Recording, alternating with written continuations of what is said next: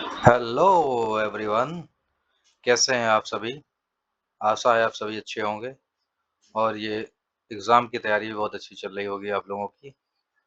तो मैं फिर एमसीक्यूज़ की सीरीज़ लेके आया हूँ, जिसमें हम 10 most expected exam point of view से जो क्वेश्चन आ सकते हैं, उनके बारे में हम लोग डिटेल से एक्सप्लेनेशन के थ्रू पढ़ेंगे और साथ ही साथ इसमें मिक्सअप रहेगा। कभी एनाटॉमी में ले आऊँगा, कभी फार्माकोलॉजी ले आऊँगा, कभी स्टैटिस्टिक्स ले आऊँगा, ऐसे ही हर सब्जेक्ट के मोस्ट इम्पोर्टेंट एक्सपेक्टेड एमसीक्यू के बारे में हम लोग डिस्कस करेंगे डिटेल में। तो ये हमारा पहला क्वेश्चन है, what is the definition of drugs bioavailability? Bioavailability की डेफिनेशन क्या है? ऑप्शन ए है आपका the metabolism rate of the drug, option B है the plasma protein binding capacity, option C है the fraction of active drug reaching systemic circulation और option D है the excretion rate of the drug. तो यहाँ पे bioavailability की अगर हम बात करें तो यानी कि बायोअवेलेबिलिटी यानी कि जो भी ड्रग हमने ली है वो जितनी आपके ब्लड सर्कुलेशन में पहुंचती है वही होती है bioavailability. The fraction of active drug reaching systemic circulation यानी कि ब्लड सर्कुलेशन में जितनी ड्रग पहुंची है वही हमारी बायोअवेलेबिलिटी कहलाती है। तो option C is the right. The portion of the drug that reaches systemic circulation.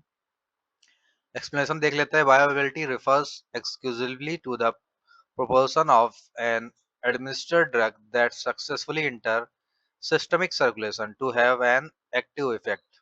यानी कि जो ड्रग हमने ली है वो सक्सेसफुली सिस्टमिक सर्कुलेशन में पहुंचती है वही कहलाती है बायोअवेलेबिलिटी।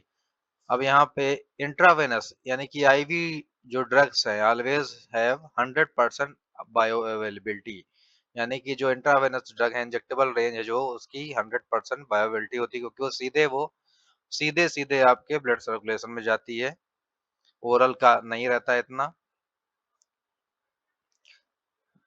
एमसीक्यू नंबर 2 है, which of the following is an example of ACE inhibitor?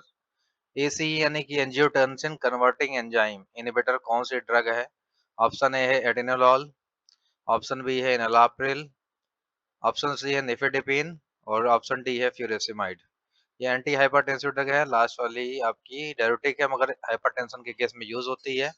मगर यहाँ पे जो एंजियोटेंसिन कन्वर्टिंग एंजाइम इनहिबिटर है, यहाँ पे आएगी ऑप्शन बी आपकी इनालाप्रिल है।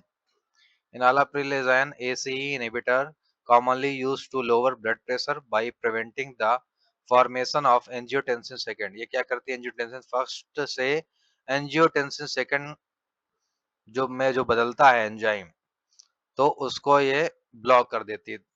एसी यानी कि एंजियोटेंसिन कन्वर्टिंग एंजाइम, यानी कि एंजियोटेंसिन फर्स्ट से सेकंड में जो कन्वर्ट होता है वो इसी एंजाइम की प्रेजेंस से होता है, एसी एंजाइम। तभी यहाँ पे इस एंजाइम को हम इनहिबिट कर दे रहे हैं, तो ये ड्रग हो जाती है इनालाप्रिल है, ड्रग एंडिंग इन प्रिल। ये suffix exam point of view से याद करिए, प्रिल जिसमें आएगा वो आर टिपिकली एसी इनहिबिटर्स होती है, कैप्टोप्रिल, इनालाप्रिल। तो यहाँ पे option B enalapril is a right. Next है, which is primary classification of salbutamol? Salbutamol drug का प्राइमरली क्लासिफिकेशन किस कैटेगरी में आती है? ये ऑप्शन है beta two agonist, option A beta two agonist, option B है आपका बीटा ब्लॉकर, ऑप्शन सी है एंटीकोलिनर्जिक और ऑप्शन डी है स्टेरॉइड। तो सल्ब्यूटामॉल आपकी आती है वाइट beta two agonist.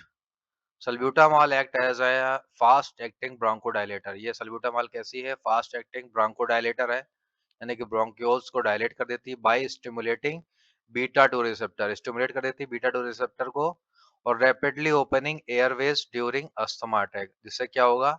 Asthma attack में जो आपके एयरवेज हैं वो रैपिडली ओपन हो जाएंगे, और ये होती है beta two receptor agonist.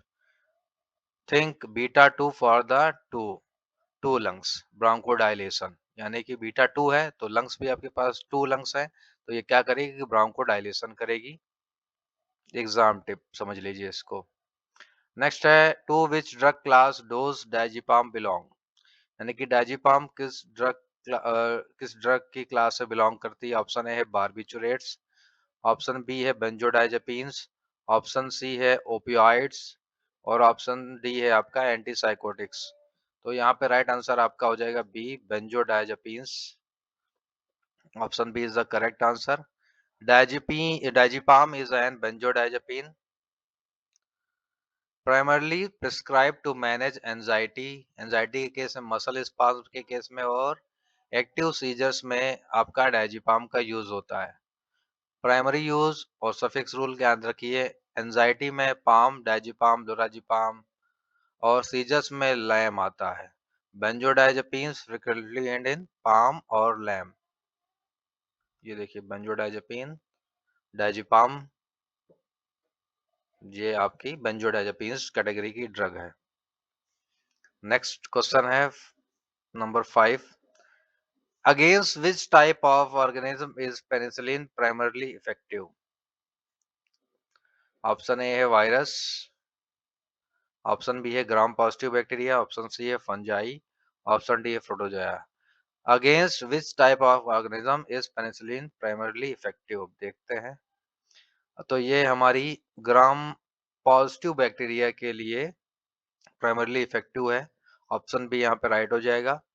Penicillin work by interfering the bacterial cell wall synthesis. Interfere कर देती है बैक्टीरिया की सेल वॉल सिंथेसिस में, which make it highly effective mainly against gram positive bacteria. ये ग्राम पॉजिटिव बैक्टीरिया के लिए बहुत ही best दवा है। और पहली एंटीबायोटिक जो थी ये हमारी पेनिसिलिन ही थी। Always check for patient penicillin allergies before administration. हम अगर ये हमें ध्यान रखना है, जब भी हम पेनिसिलिन की डोज देनी है तो उससे पहले उसका टेस्ट कर लेते हैं, एलर्जिक टेस्ट कर लेते हैं, पेनिसिलिन उसके ऊपर सुटेबल रहेगी या नहीं रहेगी, जो कि पहली एंटीबायोटिक थी। नेक्स्ट है which is primary clinical use of metformin.